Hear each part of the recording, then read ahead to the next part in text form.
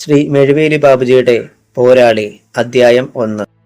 DGPയുടെ ഔദ്യോഗിക കാർ ഗേറ്റിന് മുന്നിലെത്തി ഇടത്തേക്ക് തിരിഞ്ഞ് ഡ്രൈവ് വേയിലൂടെ ഇരുനിലകളുള്ള ആ മനോഹരമായ കെട്ടിടത്തിന്റെ പോർച്ചിൽ വന്നു നിൽക്കുമ്പോൾ ഭാര്യയും മക്കളും മരുമക്കളും അടുത്ത സുഹൃത്തുക്കളും അടങ്ങുന്ന ചെറിയൊരു സംഘം അവിടെ കാത്തു നിൽക്കുകയായിരുന്നു. കാറിന് പിന്നാലെ എത്തിയ പോലീസ് ജീപ്പ് ബ്രേക്കിട്ട് നിന്നു.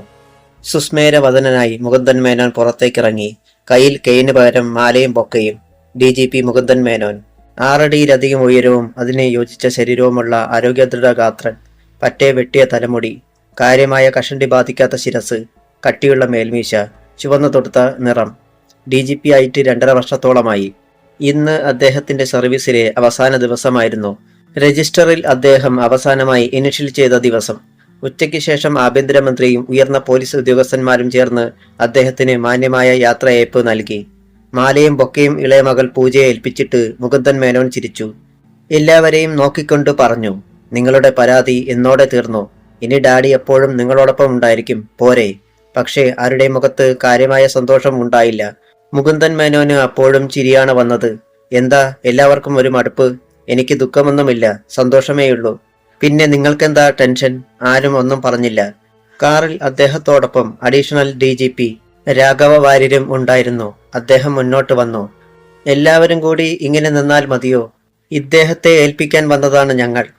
ജീപ്പിൽ നിന്നും ഏതാനും പോലീസ് ഉദ്യോഗസ്ഥന്മാർ കൂടി ഇറങ്ങി. പൂജ ഡാഡിയുടെ കൈകൾ കവർന്നു. പിന്നെ അകത്തേക്ക് നടന്നു. മറ്റുള്ളവർ പിന്നാലെ എത്തി. എല്ലാവരും വിസിറ്റിംഗ് റൂമിലെ കസേരകളിൽ അമർന്നു. മുകുന്ദൻ മേനോൻ അരുന്ധതി ദമ്പതികൾക്ക് 4 മക്കൾ. മൂത്തയാൾ രഘുനന്ദനൻ, ഡോക്ടർ, തിരുവനന്തപുരം മെഡിക്കൽ കോളേജിൽ ജോലി നോക്കുന്നു. രണ്ടാമൻ നിരഞ്ജൻ, DIG, കോഴിക്കോട്ട്. മൂന്നാമത്തേത് മകളാണ് നീലിമ, ഒരു വലിയ ബിസിനസ്സുകാരന്റെ ഭാര്യ.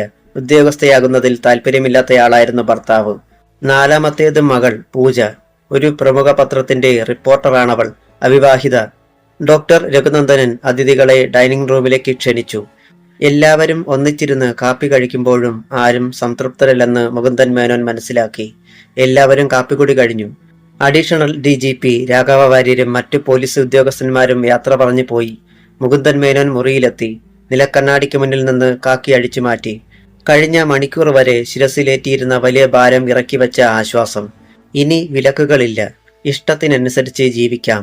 വാക്കുകൾ എങ്ങനെയും പ്രയോഗിക്കാം. അരുന്ധതി മുറിയിലേക്ക് കയറി വരുന്നത് കണ്ണാടിയിലൂടെ തന്നെ അദ്ദേഹം കണ്ടു. ഹലോ, എന്താടോ തനിക്കൊരു വാട്ടം? തിരിഞ്ഞു നോക്കാതെ തന്നെ തിരക്കി. ഞാൻ വന്നപ്പോൾ മുതലേ ശ്രദ്ധിക്കുന്നുണ്ടല്ലോ. ഭർത്താവിന്റെ മുന്നിലെത്തി ആ മുഖത്തേക്ക് തന്നെ ഇത്തിരി നേരം നോക്കി നിന്നിട്ട് പതിഞ്ഞ ശബ്ദത്തിൽ അറിയിച്ചു. ആകെ ഭയമാകുന്നു. What happen? അദ്ദേഹത്തിന്റെ കണ്ണുകൾ കുറുകി. ഒരു ഫോൺ കോൾ അങ്ങ് ഓഫീസിൽ പോയി കഴിഞ്ഞപ്പോൾ. മണ്ടി, അത്രയേ ഉള്ളോ? അനോണിമസ് കോളുകൾ പുത്തരിയാണോ അരുന്ധതി? അത്തരം ഒരു കോളല്ല. പിന്നെ വിളിച്ചത് റെഡ് വോൾഫിന്റെ ആൾക്കാരാണ്. ആര്? റെഡ് വോൾഫ് അടങ്ങിയിരിക്കുന്ന സർഫം പണം വിടർത്തുകയാണോ? റെഡ് വോൾഫ് എന്ന അപരനാമത്തിൽ അറിയപ്പെട്ടിരുന്ന നക്സലേറ്റുകൾ വീണ്ടും ശക്തമായി അഞ്ഞടിക്കുവാൻ തയ്യാറാകുന്നു. മനസ്സിൽ ആദ്യമേറ്റ ആഘാതം തെല്ലെന്നടങ്ങിയപ്പോൾ മുകുന്ദൻ മേനോൻ ശാന്തമായി ഭാര്യയോട് ചോദിച്ചു, അവരാണ് സംസാരിക്കുന്നതെന്ന് പറഞ്ഞോ? മുകുന്ദൻ മേനോൻ ശാന്തത കൈവിടാതെ ബെഡിൽ വന്നിരുന്നു. ഒരു സിഗരറ്റ് എടുത്ത് ലൈറ്റിന്റെ നാളത്തിൽ തീ കൊളുത്തി. 3-4 കവിൾ പുക വിഴുങ്ങിയിട്ട് അദ്ദേഹം വീണ്ടും ഭാര്യയോട് തിരക്കി. അവർ എന്തു പറഞ്ഞു? ഒരു പൊട്ടിക്കരച്ചിലായിരുന്നു മറുപടി. ഛേ, എന്തായിരുന്നത്? വിവാഹരാത്രി മുതൽ ഇത് കേട്ട് ശീലിച്ചവളല്ലേ നീ? ഇതൊരു വെറും ഭീഷണിയല്ല. വല്ലാത്ത ഭയം തോന്നുന്നു. ഞാൻ മാത്രമല്ല, മക്കളും ഭയന്നിരിക്കുകയാണ്. നമുക്ക് പോലീസ് പ്രൊട്ടക്ഷൻ വേണം. തീക്കട്ടയിൽ ഉറുമ്പരിക്കുമെന്ന് നീ കരുതുന്നുണ്ടോ അരുന്ധതി? Never mind. അദ്ദേഹം അവരുടെ തോളിൽ തട്ടി. ബൈ ദ വൈ, അവർ പറഞ്ഞതെന്താണെന്ന് നീ ഇതുവരെ പറഞ്ഞില്ലല്ലോ. ശരിക്കൊന്നും കേട്ടില്ല ഞാൻ. റിസീവർ പൂജമ്മോടെ കയ്യിൽ കൊടുത്തിരുന്നു. റെഡ് വോൾഫ് എന്ന് കേട്ടപ്പോൾ തന്നെ എനിക്ക് തലകറക്കമുണ്ടായി. ഭാര്യയോട് കാര്യം നിസാരമാണെന്ന ഭാവത്തിൽ സംസാരിച്ചുവെങ്കിലും റെഡ് വോൾഫ് എന്ന സംഘടനയിൽപ്പെട്ടവർ പുതിയൊരു അംഗം തുടങ്ങുകയാണ് എന്ന കാര്യത്തിൽ അദ്ദേഹത്തിന് തർക്കമുണ്ടായിരുന്നില്ല. ചില കേന്ദ്രങ്ങളിൽ നിന്നും അതിന്റെ സൂചനകൾ ലഭിക്കാൻ തുടങ്ങിയിട്ട് ചില ആഴ്ചകളായി. എന്നാൽ കൃത്യമായ വിവരങ്ങളൊന്നും കിട്ടിയിട്ടില്ല താനും. സെൻട്രൽ ജയിലിൽ തൂക്കുമരം പ്രതീക്ഷിച്ചു കഴിയുന്ന വിക്രം സിംഗ് ഇനിയൊരിക്കൽ കൂടി പുറംലോകത്തെത്തിയാൽ മാത്രം പുതിയൊരംഗം ഉണ്ടാകുമെന്ന് കരുതിയിരുന്നതിന് മാറ്റം സംഭവിക്കുകയാണോ? കഴിഞ്ഞ 4 വർഷത്തിനുള്ളിൽ കേരളത്തിൽ ഒരിടത്തും റെഡ് വോൾഫിന്റെ പ്രവർത്തകർ തലപൊക്കിയിട്ടില്ല. താൻ റിട്ടയർ ആകാൻ കാത്തിരിക്കുകയായിരുന്നോ അവർ? പോലീസ് ജീപ്പിലേക്ക് കയറുമ്പോൾ കോടതി മുറ്റത്ത് വെച്ച് വിക്രം സിംഗ് വിളിച്ചു പറഞ്ഞത് ഇന്നലത്തെ പോലെ ഓർക്കുന്നു. കാക്കിയിട്ട പന്നി, വിക്രം സിംഗിനെ തളയ്ക്കാൻ പറ്റിയ ജയിലുകളൊന്നും ഇവിടെ ഇല്ലടാ. ഇരുമ്പഴികൾ ഭേദിച്ച് ഞാൻ വരും. അന്ന് റെഡ് വുൾഫ് പുനർജനിക്കും. അപ്പോൾ നീ കാക്കിക്കുള്ളിലായിരിക്കില്ല. കാക്കിയില്ലാത്ത പോലീസുകാരൻ തെരുവ് പട്ടിക്ക് തുല്യമാണെന്ന് നീ എന്ന് മനസ്സിലാക്കും. എന്താ ചിന്തിക്കുന്നത്? അരുന്ധതിയുടെ ശബ്ദമാണ് അദ്ദേഹത്തെ ഉണർത്തിയത്. നിഷേധഭാവത്തിൽ അദ്ദേഹം തലയനക്കി. കൈ വിരലുകൾക്കിടയിലിരുന്ന സിഗരറ്റ് എരിഞ്ഞു തീരാറായിരുന്നു. മേശപ്പുറത്തിരുന്ന ആശ്രയിൽ മുകുന്ദൻ മേനോൻ അത് കുത്തിയമർത്തി. മക്കളൊക്കെ എവിടെയാണ്? പുറത്തുണ്ട്, കാത്തിരിക്കുന്നു. നീ വാ. ഉടനെ മേനോന്റെ കയ്യിൽ പിടിച്ച് അരുന്ധതി പറഞ്ഞു. എനിക്കൊരപേക്ഷയുണ്ട്. അങ്ങത് സാധിച്ചു തരണം. ടെൽമി. നിരഞ്ജനെ കോഴിക്കോട്ട് നിന്നും ഈ തലസ്ഥാനത്തേക്ക് കൊണ്ടുവരണം. എങ്ങനെയും. അങ്ങയുടെ സ്വാധീനം മുഴുവൻ അതിനുപയോഗിച്ചാലും വേണ്ടില്ല. അവൻ കൂടി ഇവിടെ ഉണ്ടെങ്കിൽ എനിക്കെത്രയും ആശ്വാസമാകും. ഇരുവരും വിസിറ്റിംഗ് റൂമിലെത്തുമ്പോൾ ഉത്കണ്ഠയോടെ കാത്തിരിക്കുകയായിരുന്നു മക്കൾ. നിരഞ്ജന് മാത്രം എത്തിച്ചേരാൻ കഴിഞ്ഞിരുന്നില്ല. അടുത്തയാഴ്ച പ്രധാനമന്ത്രി കോഴിക്കോട് എത്തുന്നതിനാൽ അവിടെ നിന്നും മാറാനാവില്ല. മേനോനെ കണ്ട് മക്കളും മരുമക്കളും എണീറ്റു. ഇരിക്കിൻ. സെറ്റിയിൽ അമരുന്നതിനിടയിൽ അദ്ദേഹം പറഞ്ഞു. പിന്നെ പൂജയെ നോക്കി. അവര് എന്തു പറഞ്ഞെന്നാ മോളെ മമ്മി പറയുന്നത്? പൂജ ഒന്ന് വിക്കി. അവർ പറഞ്ഞ കാര്യം എങ്ങനെയാ ഡാഡിയുടെ മുഖത്ത് നോക്കി പറയുന്നത്? നിന്റെ തന്തയുണ്ടല്ലോടി മുകുന്ദൻ മേനോൻ എന്ന് പറയുന്ന ആ തേർഡ് റേറ്റ്, ഞങ്ങളെ ഏതാണ്ട് ചെരച്ചു കളഞ്ഞുവെന്ന് വീമ്പിളക്കിക്കൊണ്ടിരിക്കുന്നവൻ. ഇന്ന് അവന്റെ ഔദ്യോഗിക കാലാവധി തീരുകയാണല്ലോ. ജീവിതത്തിന്റെ കാലാവധിയും തീരുകയാണെന്ന് അവനോട് പറഞ്ഞേര്. Red wolf ആഘോഷത്തോടെ തുടങ്ങുകയാണെന്ന് അറിയിച്ചേര്. ഒരു പാലമോട് സംഭവം കൂടി ആവർത്തിക്കുമെന്ന് പറഞ്ഞേര്. ഇങ്ങനെയായിരുന്നു അവരുടെ സംസാരം. ഇത് പക്ഷേ ഡാഡിയോട് പറയാനാകുമോ? എന്താ മോളെ ഒന്നും മിണ്ടാത്തത്? മുകുന്ദൻ മേനോന് അത്ഭുതമായിരുന്നു. ഇത്തരം കോളുകൾക്കൊന്നും ഒരിക്കലും നിശബ്ദയാക്കാൻ കഴിയാറില്ല പൂജയെ. പക്ഷെ ഇവിടെ വിളം ഒരു വിധത്തിൽ അവൾ പറഞ്ഞൊപ്പിച്ചു. അവർ പാലമോട് സംഭവം ആവർത്തിക്കുമെന്ന് മുകുന്ദൻ മേനോൻ മുഴുവനും കേട്ടില്ല. ഒരു കൊടുവാൾ പായുന്ന സീൽക്കാരം അദ്ദേഹം കേട്ടു. അതിനൊരു അനുബന്ധമെന്നോണം പൊടുന്നനെ ഫോൺ ശബ്ദിക്കാൻ തുടങ്ങി. എല്ലാ കണ്ണുകളും ഭീതിയോടെ അതിനു നേരെ തിരിഞ്ഞു. അധ്യായം 2. വിസിറ്റിംഗ് റൂമിൽ പൊടുന്നനെ നിശബ്ദത പരന്നു. ഫോണിന്റെ ശബ്ദം മരണമണി പോലെ ഉയർന്നു. ഭീതിയോടെ ഏവരും ഫോണിന് നേരെ നോക്കി. ഫോൺ ശബ്ദിച്ചു കൊണ്ടിരുന്നു. മറ്റാർക്കും അതെടുക്കാനുള്ള ഭാവമില്ലെന്ന് കണ്ടപ്പോൾ മേനോൻ തന്നെ എണീറ്റ് ചെന്ന് റിസീവർ എടുത്തു. Hello, retired DGP. അപ്പുറത്തുനിന്ന് ഒരു പരുക്കൻ ശബ്ദം. മേനോന്റെ മുഖമിരണ്ടു. താൻ സർവീസിൽ നിന്നും വിരമിച്ച് മണിക്കൂറുകൾക്കുള്ളിൽ തന്നെ ഇങ്ങനെയൊരു ചോദ്യം. Yes, who are you? Red wolf. മറുപടി പൊടുന്നനെയായിരുന്നു. ആ ശബ്ദം മനസ്സിൽ ഞെട്ടൽ ഉയർത്തിയെങ്കിലും തന്റെ മുഖത്തേക്ക് നോക്കി മിഴികളൂന്നിയിരിക്കുന്ന മറ്റുള്ളവരെ ഭയപ്പെടുത്താതിരിക്കാൻ വേണ്ടി അദ്ദേഹം ചിരിക്കുന്നതായി ഭാവിച്ചു. What you want? Tell me. Your life. Mukundan Menon കിടുങ്ങി. പക്ഷേ അത് പ്രകടിപ്പിച്ചില്ല. ഓക്കെ, വേറെ വിശേഷമൊന്നുമില്ലല്ലോ, പിന്നെ കാണാം. അദ്ദേഹം റിസീവർ വയ്ക്കുവാൻ ഭാവിക്കുകയായിരുന്നു. അപ്പോൾ ശബ്ദം പിന്തുടർന്നെത്തി. ധൈര്യവാനാണെന്ന് ഭാവിക്കുകയാണ് നിങ്ങൾ, അല്ലേ? പക്ഷേ ഹൃദയത്തിൽ കുറിച്ചിട്ടോ? സർവശക്തിയോടും കൂടി റെഡ് വോൾഫ് ഉയർത്തെഴുന്നേറ്റ് കഴിഞ്ഞു. രക്തത്തുള്ളികൾ വീണുണർന്ന ചെകുത്താന്മാരാണ് ഞങ്ങൾ. വിതയ്ക്കാൻ ഞങ്ങൾ ഒരുങ്ങിക്കഴിഞ്ഞു. കാത്തിരുന്നോ, കാതോർത്തിരുന്നോ? വീശിയടിയുന്ന കാറ്റിൽ പോലും നിങ്ങൾക്ക് മരണത്തിന്റെ ഗന്ധം അറിയുവാൻ കഴിയും. ഏതായാലും ഒന്നുറപ്പാണ് മിസ്റ്റർ മുകുന്ദൻ മേനോൻ. രണ്ടാം വരവ് വളരെ ആർഭാടപൂർവ്വം തന്നെ ഞങ്ങൾ ആഘോഷിക്കും. ആദ്യ സ്വീകരണം നിങ്ങൾക്ക് തന്നെയായിരിക്കും. തീ പിടിച്ച വാക്കുകൾ പിന്നെയും ചിതറി വീണു. സർവീസിലിരിക്കുമ്പോൾ നിങ്ങളെ വാനോളം പുകഴ്ത്തുവാനും ഞങ്ങൾക്കെതിരെ ആഞ്ഞടിക്കാൻ പ്രേരിപ്പിക്കുവാനും അധികാരത്തിന്റെ കുപ്പായങ്ങൾ അണിഞ്ഞ നായിന്റെ മോന്മാർ ഉണ്ടായിരുന്നു. അവരുടെ പ്രശംസകൾ കേട്ട് നിങ്ങൾ തുള്ളി. എന്നാൽ ഇന്ന് നിങ്ങളുടെ ജീവൻ രക്ഷിക്കാൻ ഒരു പട്ടിയെങ്കിലും വരുമെന്ന് കരുതുന്നുണ്ടോ? അല്ലെങ്കിൽ ഒന്ന് ശ്രമിച്ചു നോക്ക്, അറിയാമല്ലോ. ഏതായാലും ഒന്നുണ്ട് മിസ്റ്റർ മേനോൻ, ഞങ്ങൾക്ക് നഷ്ടമായ ഓരോ തുള്ളിച്ചോരയ്ക്കും നിങ്ങൾ കണക്ക് പറയേണ്ടി വരും. ഞങ്ങൾ പറയിക്കും. ഈ നിമിഷം മുതൽ ഞങ്ങൾ നിങ്ങളുടെ പിന്നാലെയുണ്ട്, നിഴലിലുണ്ട്. അപ്പുറത്ത് ഫോൺ കട്ട് ചെയ്തിട്ടും മുകുന്ദൻ മേനോൻ റിസീവർ വെച്ചില്ല. ഡാഡി. പൂജ വിളിച്ചപ്പോഴാണ് മേനോൻ ഞെട്ടലോട് തിരിഞ്ഞതും യാന്ത്രികമായി റിസീവർ ക്രാഡലിലേക്ക് വെച്ചതും. വിവശനായി അദ്ദേഹം സെറ്റിയിൽ വീണു. അതാരായിരുന്നു ഡാഡി? ഡോക്ടർ രഘുനന്ദനൻ തിരക്കി. Red wolf. പറഞ്ഞിട്ട് ഒരു ദീർഘനിശ്വാസത്തോടെ മേനോൻ എണീറ്റു. ആർക്കും മുഖം കൊടുക്കാതെ തന്റെ പ്രൈവറ്റ് റൂമിലേക്ക് നടന്നു. അരുന്ധതിയും മക്കളും മരുമക്കളും മുഖാമുഖം നോക്കി. നിരഞ്ജനേട്ടനെ വിവരമറിയിക്കേണ്ടേ പൂജെ? നീലിമ അനുജത്തിയെ നോക്കി. അവളും ആകെ കൺഫ്യൂഷനിലായിരുന്നു. ഡാഡി പറയാതെ തങ്ങളങ്ങനെ ചെയ്താൽ അതൊരു പക്ഷേ അദ്ദേഹത്തിന് ഇഷ്ടമായി എന്ന് വരില്ല. ഇന്ന് പത്രം ഓഫീസിലും പോകുവാൻ കഴിഞ്ഞില്ല. അല്ലെങ്കിൽ റെഡ് വോൾഫിന്റെ പുതിയ രംഗപ്രവേശത്തെക്കുറിച്ച് പത്രത്തിൽ നാളെ തന്നെ വാർത്ത കൊടുക്കാമായിരുന്നു.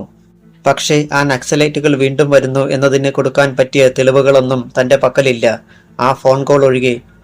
അത് മാത്രമല്ല, DGP ആയിരുന്ന മുകുന്ദൻ മേനോന് വധഭീഷണിയെന്ന് പത്രത്തിൽ എഴുതുവാൻ തനിക്കാവുമോ? അവളുടെ മനം വിങ്ങി. അവൾ വേദനയോടെ നീലിമയെ നോക്കി. ഡാഡി പറയാതെ എങ്ങനെയാ ചേച്ചി?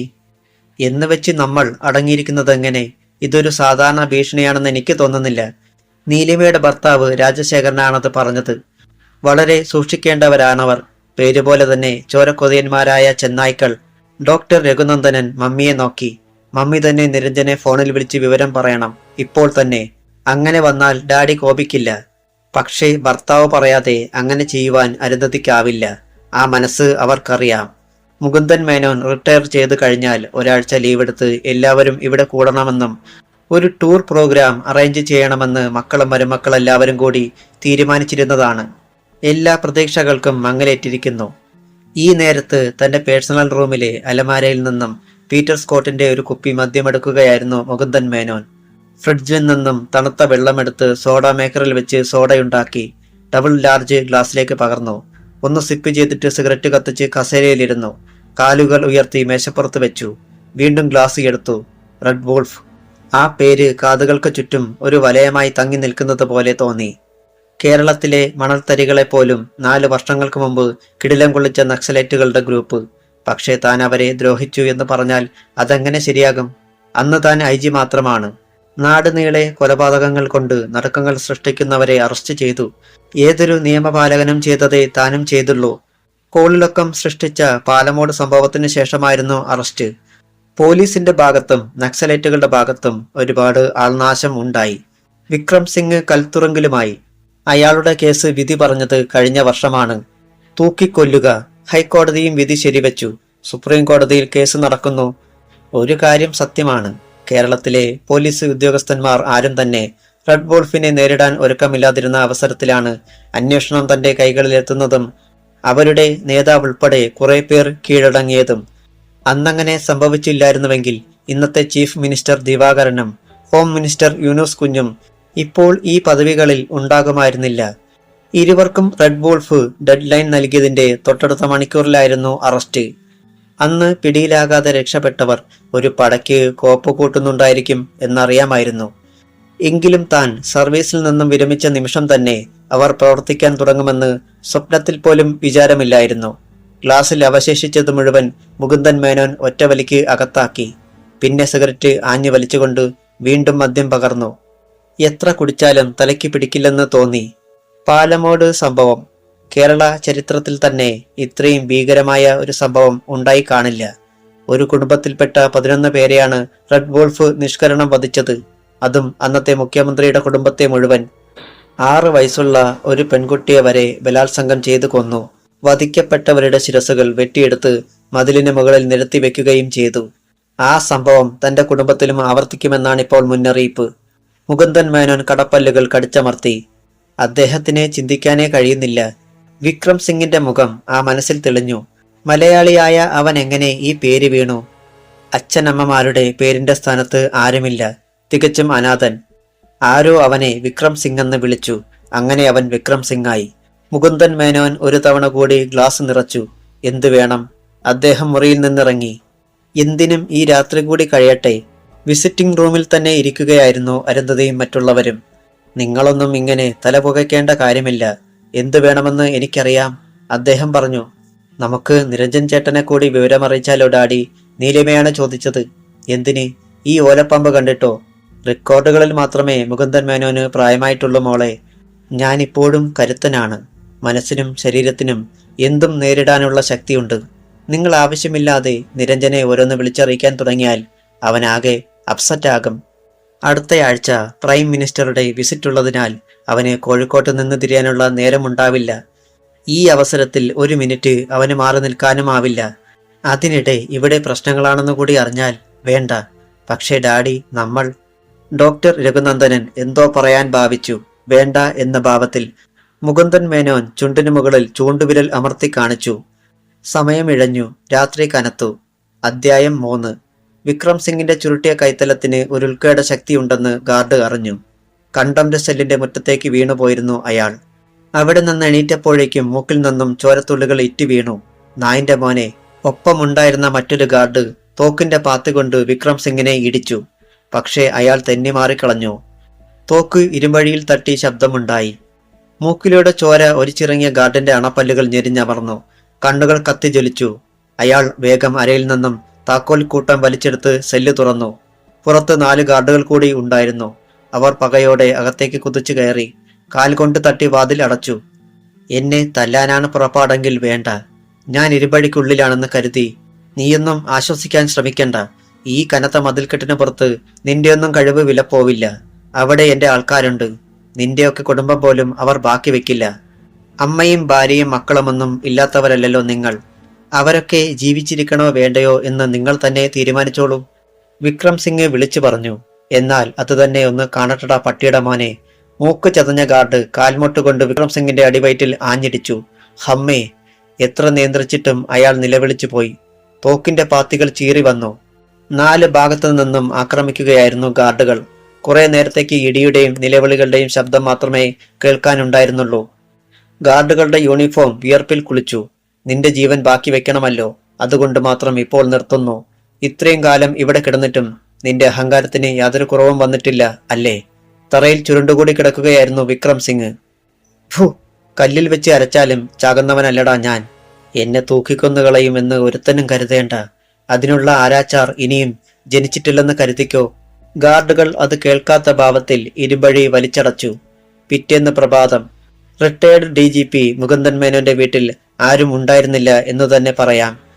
ഏത് നിമിഷവും വാതിൽ തകർന്നു വീഴാമെന്നും ചെന്നായ്ക്കൾ അകത്തേക്ക് പാഞ്ഞു വരുമെന്നും അവർ കരുതിയിരുന്നു. ചോര കൊണ്ട് ഒരു കണക്ക് തീർക്കലിന് മുകുന്ദൻ മേനോൻ ഭിത്തിയിൽ എവിടെയോ മിഴികൾ നട്ട് ചിന്താധീനനായി കിടക്കുകയായിരുന്നു. അല്ല, സർവീസിൽ നിന്ന് വിരമിച്ചപ്പോൾ DGP സാറ് ദിനചര്യകളൊക്കെ മറന്നുപോ? അരുന്ധതി ചിരിച്ചു. സാധാരണ 5 മണിക്ക് എണീറ്റ് കുളിക്കുന്നയാളാണ് മേനോൻ. 5:30 ആകുമ്പോഴേക്കും പത്രം വരും. പിന്നീട് 1 മണിക്കൂർ പൂമുഖത്തിരുന്ന് പ്രഭാതത്തിലെ കാറ്റേറ്റ് പത്രപാരായണം. അപ്പോഴാണ് അരുന്ധതി കോഫി കൊണ്ടുവരാറുള്ളത്. പക്ഷെ ഇന്ന് ആ പതിവ് തെറ്റിയിരിക്കുന്നു. മുകുന്ദൻ മേനോൻ ഭാര്യയെ നോക്കി ചിരിച്ചു. പിന്നെ കിടക്കയിൽ എണീറ്റിരുന്ന് കപ്പിന് നേരെ കൈ നീട്ടിയതും ഫോൺ ശബ്ദിച്ചതും ഏതാണ്ട് ഒരേ നേരത്തായിരുന്നു. മേനോൻ കോഫിക്ക് പകരം റിസീവർ എടുത്തു. ഹലോ മിസ്റ്റർ മേനോൻ, സുപ്രഭാതം. ഉറക്കം ശരിയായില്ലെന്ന് തോന്നുന്നല്ലോ. നിങ്ങളുടെ ശബ്ദത്തിനെന്തോ ഒരു ഗാംഭീര്യക്കുറവ്. ഒരു പുരുഷ ശബ്ദം. നിങ്ങൾ ആരാണ്? മേനോൻ അസ്വസ്ഥതയോടെ തിരക്കി. നിങ്ങൾ ജീവനോടെയുണ്ടെന്ന് അറിഞ്ഞിരിക്കേണ്ട ഒരു വ്യക്തി. മേനോന്റെ നെറ്റി ചുളിഞ്ഞു. മനസ്സിലായില്ല. അതായത് നിങ്ങളെ വധിക്കാൻ പോകുന്ന റെഡ് വുൾഫിൽപ്പെട്ട ഒരാളാണ് ഞാൻ. കൊല്ലേണ്ട വ്യക്തി ജീവിച്ചിരിപ്പുണ്ടോ എന്നറിയേണ്ടത് ഞങ്ങളുടെ ആവശ്യമല്ലേ? മേനോന് മറുപടി പറയുവാൻ ഇത്തിരി നേരം കാത്തിരിക്കേണ്ടി വന്നു. കാരണം തൊണ്ടയിൽ വാക്കുകൾ ചത്തുകിടക്കുകയായിരുന്നു. ഇടം കണ്ണിട്ട് അദ്ദേഹം അരുന്ധതയെ നോക്കി. ആരാണ് സംസാരിക്കുന്നതെന്ന് അറിയുവാൻ ഉദ്യോഗം കൊണ്ട് നിൽക്കുകയായിരുന്നു അവർ. ശരി, അപ്പോൾ വിവരങ്ങൾ അറിഞ്ഞല്ലോ. എനിക്കിവിടെ ഇത്തിരി പണിയുണ്ട്. മേനോൻ റിസീവർ വെച്ചു. ആരായിരുന്നു? അരുന്ധതി വിക്കി. എന്റെ ഒരു പരിചയക്കാരൻ. ആ, നീ കാപ്പിങ്ങതാ. പ്രഭാത കൃത്യങ്ങൾക്ക് ശേഷം മേനോൻ വിസിറ്റിംഗ് റൂമിൽ എത്തുമ്പോൾ മക്കളും മരുമക്കളുമൊക്കെ അവിടെ എന്തോ ചർച്ചയിലായിരുന്നു. എന്താ ഒരാലോചന? പെട്ടെന്നാരും ഉത്തരം കൊടുത്തില്ല. എന്താ മക്കളെ, നിങ്ങളുടെ ഡാഡിയും മമ്മിയും ഒക്കെ മുത്തച്ഛൻ വന്നപ്പോൾ പെട്ടെന്ന് സംസാരം നിർത്തിക്കളഞ്ഞത്? മേനോൻ അവരെ തലോടി. അങ്കിളിന് എല്ലാം തമാശയാണ്. നീലിമയുടെ ഭർത്താവ് രാജശേഖരനാണ് മറുപടി പറഞ്ഞത്. പക്ഷെ ഞങ്ങൾക്കാർക്കും അങ്ങനെ തോന്നുന്നില്ല. റെഡ് വോൾഫിന്റെ കാര്യമാണോ രാജൻ പറയുന്നത്? അതെ, എന്തെങ്കിലും ഒരു തീരുമാനത്തിൽ നമ്മൾ എത്തിയേ പറ്റൂ, ഡോക്ടർ രഘുനന്ദനനും പറഞ്ഞു. അരുന്ധതിയും അങ്ങോട്ട് വന്നു. മുകുന്ദൻ മേനോൻ എല്ലാ മുഖങ്ങളിലേക്കും മാറി മാറി നോക്കി. നിങ്ങളൊക്കെ കരുതുന്നത് പോലെ ഒന്നുമില്ല. ഇതൊക്കെ വെറും ഒരു ഭീഷണി. ഈ കഴിഞ്ഞ രാത്രിയിൽ ഒന്നും സംഭവിച്ചില്ലല്ലോ. ഇനിയുള്ള ദിവസങ്ങളും ഇതുപോലെ തന്നെ അങ്ങ് കഴിഞ്ഞോളും. ഇല്ലില്ല, ഞങ്ങൾ ഡാഡിയെ ധിക്കരിക്കുകയാണെന്ന് കരുതരുത്. ഡാഡിക്ക് ഞങ്ങളിവിടെ പോലീസ് പ്രൊട്ടക്ഷൻ ഏർപ്പെടുത്തുകയാണ്. പൂജ ഇടയ്ക്ക് കയറി പറഞ്ഞു. ഞങ്ങൾക്കിത് തമാശയായി തോന്നുന്നേയില്ല. മോളെ നീയും. Yes daddy. ഞങ്ങൾക്ക് മറ്റെല്ലാത്തിനേക്കാൾ വലുത് ഞങ്ങളുടെ ഡാഡി തന്നെയാണ്. മുകുന്ദൻ മേനോന്റെ കണ്ണുകൾ കുറുകി. നിങ്ങളൊന്നും ചെയ്യണ്ട. എന്തു വേണമെന്ന് എനിക്കറിയാം. അദ്ദേഹം എണീറ്റു. എല്ലാവരും ഒന്നിച്ചിരുന്ന് കാപ്പി കഴിക്കുമ്പോഴും മേനോന്റെ മുഖം ഗൗരവപൂർണമായിരുന്നു. അതിനിടെ പൂജയോട് തിരക്കി. നീ ഇന്നും ഓഫീസിൽ പോകുന്നില്ലേ? ഞാൻ നോ. പെട്ടെന്ന് പോകാൻ നോക്കിക്കോ. അദ്ദേഹം തന്റെ പ്രൈവറ്റ് റൂമിലെത്തി ഒരു സിഗരറ്റ് കത്തിച്ചു.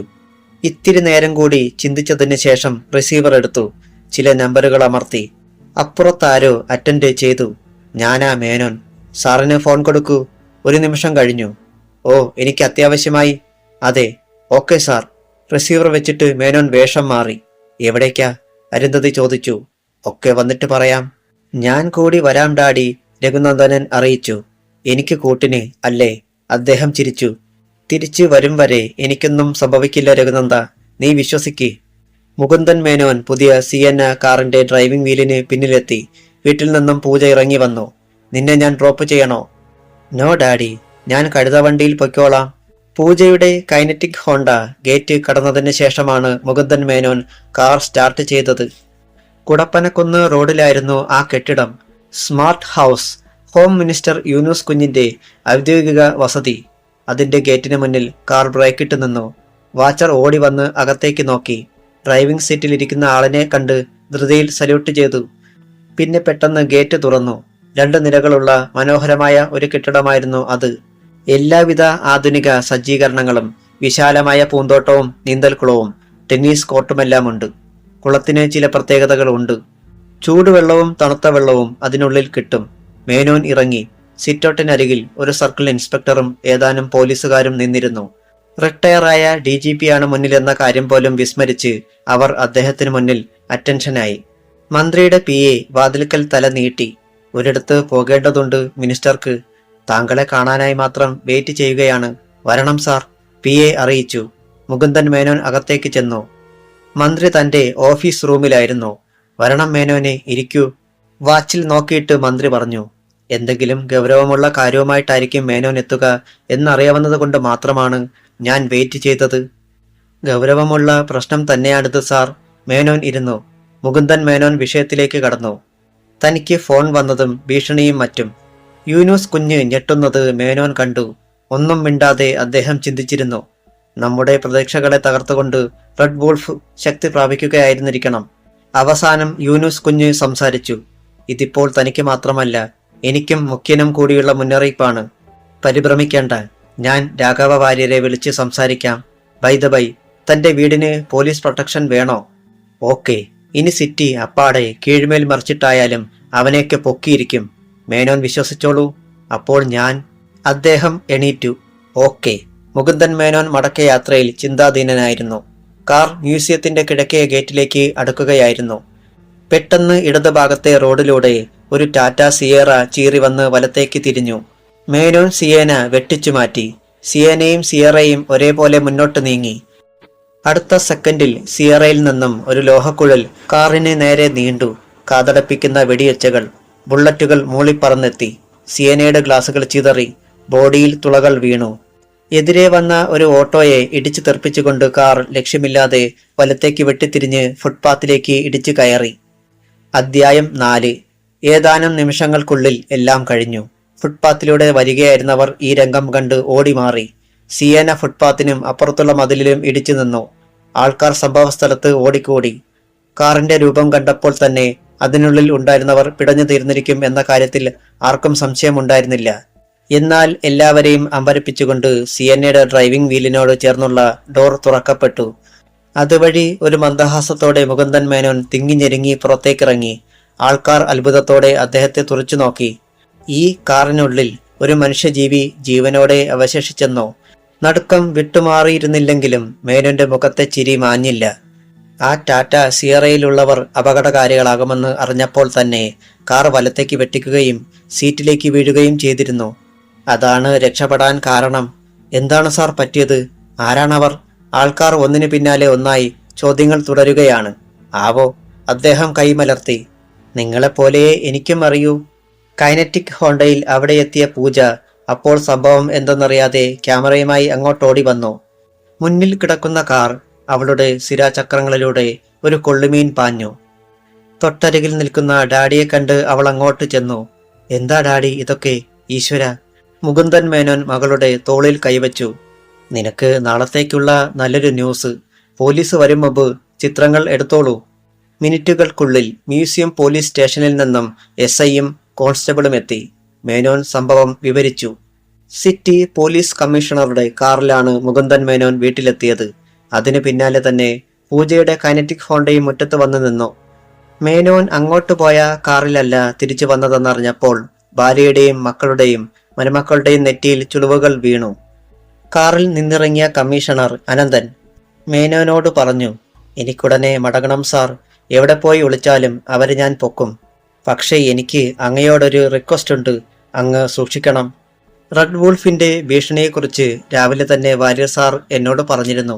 അങ്ങയ്ക്ക് ഇഷ്ടമല്ലെങ്കിൽ കൂടി ഈ വീടിന് ഞാൻ പോലീസ് പ്രൊട്ടക്ഷൻ ഏർപ്പെടുത്തുകയാണ്. മിസ്റ്റർ അനന്തൻ, സോറി സാർ, അങ്ങ് എതിർക്കരുത്. എനിക്കങ്ങനെ ചെയ്തേ പറ്റൂ. കമ്മീഷണർ അനന്തൻ കാറിൽ കയറി. ഡോർ അടഞ്ഞു. മുകുന്ദൻ മേനോൻ അങ്ങോട്ട് നീങ്ങി. തൊട്ടു പിന്നാലെ പൂജയും. എന്താ ഉണ്ടായേ? അങ്ങോട്ട് കൊണ്ടുപോയ കാറെന്തിയെ? അരുന്ധതിക്ക് ചോദിക്കാതിരിക്കാനായില്ല. നീ ഇങ്ങനെ ധൃതി കൂട്ടേണ്ട കാര്യമൊന്നുമില്ല അരുന്ധതി, എല്ലാം പറയാം. അതിനു മുമ്പ് ആശ്വസിക്കാൻ വകയുണ്ടല്ലോ. ഞാൻ ജീവനോടെ നിന്റെ മുന്നിൽ തന്നെ ഇല്ലേ? അദ്ദേഹം ചിരിച്ചു. എങ്കിലും അരുന്ധതിയുടെ മനസ്സിലെ തീയണഞ്ഞില്ല. വിസിറ്റിംഗ് റൂമിൽ വെച്ച് മേനോൻ മറ്റുള്ളവരോട് പറഞ്ഞു, നിങ്ങളാരും കരുതും പോലെ ഒന്നുമില്ല. ഒരു ചെറിയ സംഭവം. ജീപ്പിൽ വന്നവർ ആളുതെറ്റി എന്റെ കാറിന് നേരെ നിറയൊഴിച്ചു. അന്നേരത്തെ ആ ഒരു നിമിഷത്തിൽ കാറൊന്ന് പാളി മ്യൂസിയത്തിനരികിലെ മതിലിൽ ഇടിച്ചു. That's all. വെറുതെയാ മമ്മി. ഡാഡി പറഞ്ഞതിനും 100 ഇരട്ടി വലുതാണ് ആ സംഭവം. നേരിട്ട് കണ്ടാൽ നമ്മുടെ ശ്വാസം നിലച്ചു പോകും. ആ കാറിനുള്ളിൽ നിന്നും ഡാഡിയെ ജീവനോടെ കിട്ടിയത് ഈശ്വരന്മാർ കനിഞ്ഞിട്ടാകണം. പൂജ ഇടയ്ക്ക് കയറി പറഞ്ഞു. മോളെ, മേനോന്റെ താക്കീത്. എന്താ, ഞാൻ പറഞ്ഞത് സത്യമല്ലേ ഡാഡി? ഞങ്ങളൊക്കെ എത്ര പറഞ്ഞാലും ഡാഡി കേൾക്കില്ലല്ലോ. ഒറ്റയ്ക്ക് പോകണ്ടെന്ന് പറഞ്ഞതല്ലേ? നീ എങ്ങനെ ഒരു റിപ്പോർട്ടറായി എന്നാണ് ഞാൻ ഇപ്പോൾ ചിന്തിക്കുന്നത്. എന്റെ കൂടെ ആരും വരാതിരുന്നത് തന്നെയല്ലേ നന്നായത്. വന്നിരുന്നെങ്കിൽ ഇപ്പോൾ ഈ മുറ്റത്ത് ഒരു ഡെഡ് ബോഡി കൂടി ഉണ്ടാകുമായിരുന്നു. ഒറ്റയ്ക്കായതിനാൽ എനിക്ക് സ്വയം രക്ഷപ്പെടാൻ കഴിഞ്ഞു. ആ സമയം ഒരാളെ കൂടി രക്ഷിക്കുക എന്ന് പറഞ്ഞാൽ അത് അസാധ്യമായിരുന്നു. മേനോൻ എണീറ്റു.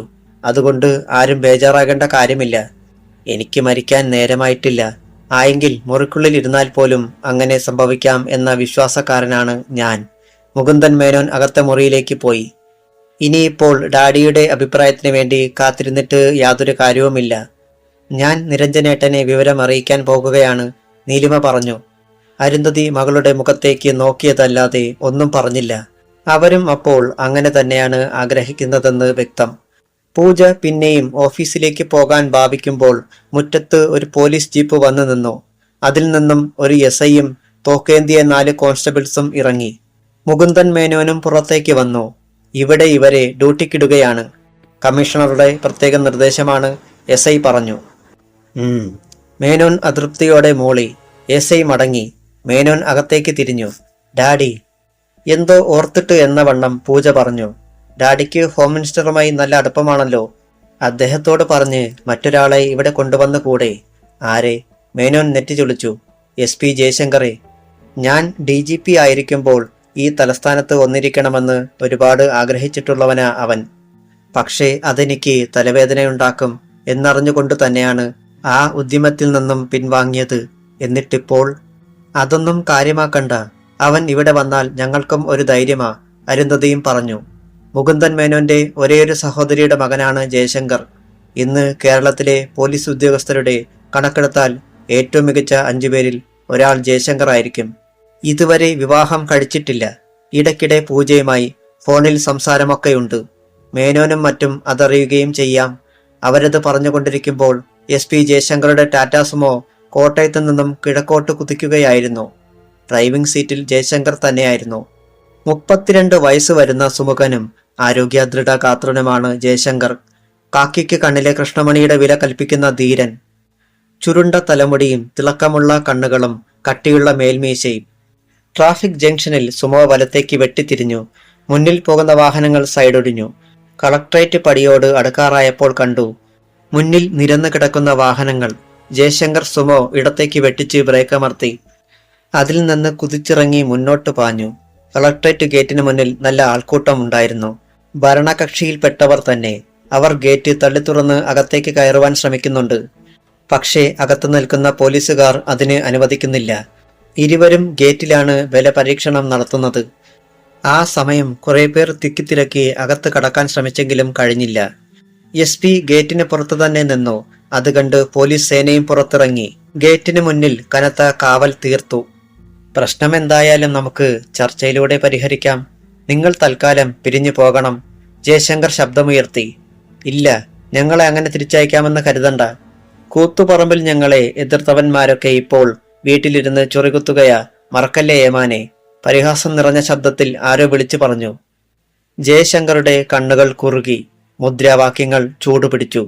ജയശങ്കറുടെ കണ്ണുകൾ വല്ലാതെ ഒന്ന് തിളങ്ങി. ബാക്കി ഭാഗം നാളെ.